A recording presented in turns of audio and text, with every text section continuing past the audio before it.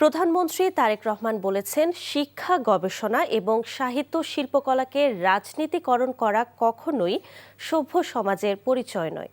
রাজধানীর ওসমানী মিলনায়তনে এবারের ২১শে পদক বিতরণ অনুষ্ঠানে তিনি এসব কথা বলেন।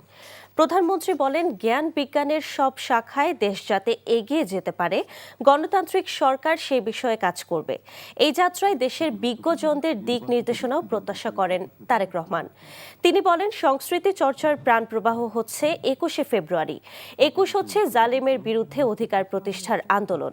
ভাষা সংগ্রামীদের স্মরণ করে তারেক রহমান বলেন, জ্ঞান, বিজ্ঞান ও সাহিত্যের ধারা আরও বিকশিত হোক। এর আগে ২১শে পদক ২০২৬ প্রদান করেন তারেক রহমান।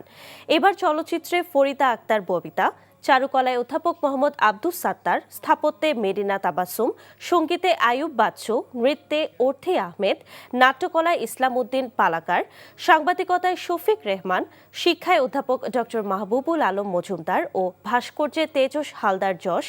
এছাড়া প্রতিষ্ঠান হিসেবে ব্যান্ড সঙ্গীতের দল ওয়ারফেজ এবারের ২১শে পুরস্কার পেয়েছে।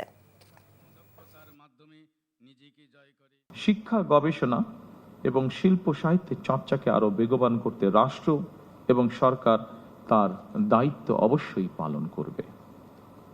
আমি বিশ্বাস করি, শিক্ষা, গবেষণা এবং শিল্প সাহিত্য চর্চাকে রাজনীতিকরণ করা কখনোই সভ্য সমাজের পরিচায়ক নয়।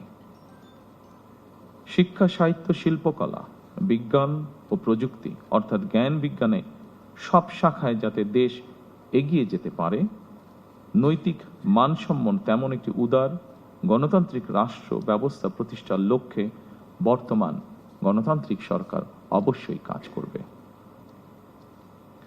আমাদের এই যাত্রায় দেশের বিজ্ঞজনদের দিক নির্দেশনা অবশ্যই প্রত্যাশিত। সম্মানিত সুধীবৃন্দ, আমাদের জাতীয় ইতিহাসে ফেব্রুয়ারি মাসের গুরুত্ব অপরিসীম, আর ২১শে ফেব্রুয়ারি আমাদের আত্মপরিচয়ের স্মারক।